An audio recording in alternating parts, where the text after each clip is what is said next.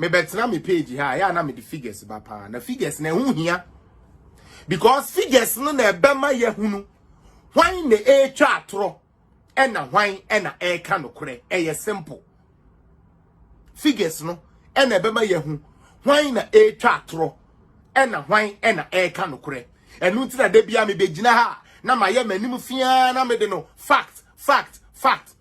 because fact is the only thing that will let us know say asube me open the bear bia benti na wo kasa na say ade no sa netie mesrem pi mo kai say me ka kire mo say Ekufuado ebeje abenua no 2017 no na say yen cheye mo kai a me bu befu ye say menti ye maambe adwadifuo ni biase a yama ye ho kwan ama NDC abema ye 1 million 2 million enu nti ye tidwomu ebo aban we sumbo ebo ni ti so me kai mo asan ka kire mo say enkane no sabe brode bayire ukreska nsuna wunya binto oman bia so se wo bekoso na wo beye yi a se wutumi dua nuane wo wawu krom de wudi no utumi dua ne wawu krom no eno na boa ma wo save scan watumi de asiesie wo man no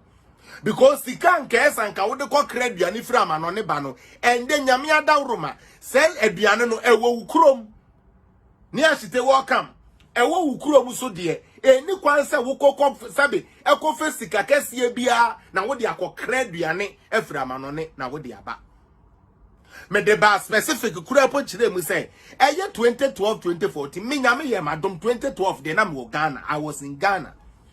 wo be kodwa so se me ma me no madwadifo ende motemo kwala mu bedi no kura ma mo ho na mu bedi no kura ma ma sorry amokọ ne Bible ani Quran na mo de kasa na se mu benya brode atonwa age se matua lole fe mo nko Ghana na makofa o mu ko Cote d'Ivoire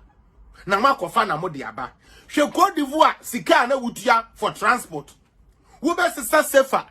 sidi no wo sesa for sefa no so ho eden etu wo sesa sidi bebre na wo de ato sefa kakra bi na wo de akofa brode bi adaka mienu miensa bi keke na wo de aba ma me wuti anye yi akwan no akromfo kura tumi hia mo ye hunu TV so hunu radio so bebre enya akromfo akura accident si bebre ye no mu bi ye ma me no so wo mo kokwan so aba ye ko ya anti amabio adentia sa ante ko ayi bobo diola so no hwa no akofa gburo no watumi de aba Ghana na wa beton kantamanto na Ghana ni anya bi wotwa so ato Ekufuado eba befa benua no na ya Greek grow at a -% me be make sa de we be hwede na we no moka me kai ayi raskotoka hey Felix you can lie oh hey Felix you lie oh hey Felix oboa ena me ko ka kire mo kura se he mo kai se me ye analogy bi wa se eba me sen ma me papa ena abanye a sebi mpredua so na so me welcome or say or che fertilizers ama akuafo eho atom mo anya ndobaye akuafo di fertilizer no kombo no e na aduane ho eye den wo Ghana de bia ya na me de kan wa ha de bia ya na me kan wa ha say ye ne asebe ye de ye teten ye wo compound houses ne ade no sometimes baby ani etwi mako eye cement so nanso utu nsuo no gu ho a wo hu de beye na wotwe ba akommra no na mako na ba na eto ho na yeden afifi baby ani edware wo dware a baby nsuo ne fa no beye na wotwe mienu beba wo beba na burobe menken brode afifi wo ho enti Ghana asase ne ya asase bi a na nyankopon a obo soro ne asase ahye da siesie aye ne yie ama Ghana aban bi se oche free fertilizer so de anka de aduane na eba ne sen na ye che free fertilizer ne mo no e na age se ye maame no mo sesika sefa na ye de akofa buro ye de akofa kutu ye de akofa hwanhwan e wo bra tomatoes those times akomadan tomatoes nye na wo kwana vrongwa tomatoes nye na enso aban bi apenso Enrico Poku as agric minister Hannah Bisiu as deputy agric minister Etina Ghana ye chehan edidi sika echeche fertilizer ma ye party for e ma Ghana akuafo eni etutugu yensem esi Ghana enye hi se wo sika And yes, we need to went to me anto. Uoska na untumi yeden. Untumi unya bibi enfanto. How pathetic is that? Wako boy juma nyeska. Upesa uka akule kakredi. You can say akpele. Uka akpele kakredi. Udie. Upesa uka kakra na udi. Na uka kakredi no. E no so uko ya. E bura wo de baba abeka no. Wo nya bi wo twaso. It shows you where the country was going agric-wise. To the point, say, agric under NDC, His Excellency John Dramani Mahama as the president, Enrico Poku as agric minister, and Bisiu as deputy agric minister. Na ya maamenom, ekwa sabi Bokina. Esiramu homo, Bokina.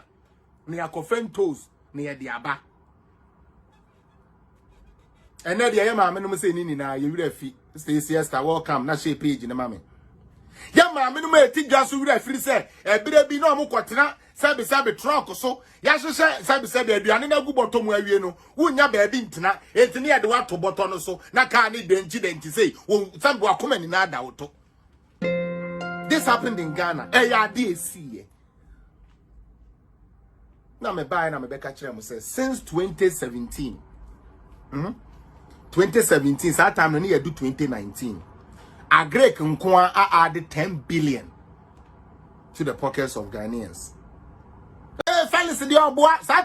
that me ya say these boys the obi o blocking Rasco to Kanu jai no why me say these days oba na me good animu ase wa ha Rasco to Kanu na now wasan mo blocking wo page no so mo release no number because I remember sister Diana sister Cynthia mo wa ha mo be kai say Ghana ama yenya president ya obeka che mse mo di telephone doors no do mo charge phone do ntina ma tumuso namba enne dunso ni ho hwe nipa ewu okumase ho minima me bi ni ne ma jingete timi kun nipa woni ne kun ne ma phone na ewu ye enne kumase phone afi ni nyina omura fi o omura fi ni nyina Ghana phone afi de omo kan ne se yihia mahama back because mahama time no mo hoto nipa ese kom di na mo ne de ndi wia wadi dia mi ansa na hu se nchini obuse wasem lumba sa tunyum bi o se santin kai nti se mo tie sa word na ese ogidi na hu se de obeyi biara ya de nipa ni be so especially Kumasi per se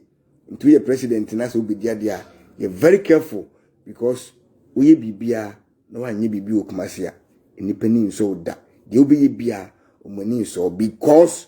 omuni do baye nti ye do bade ya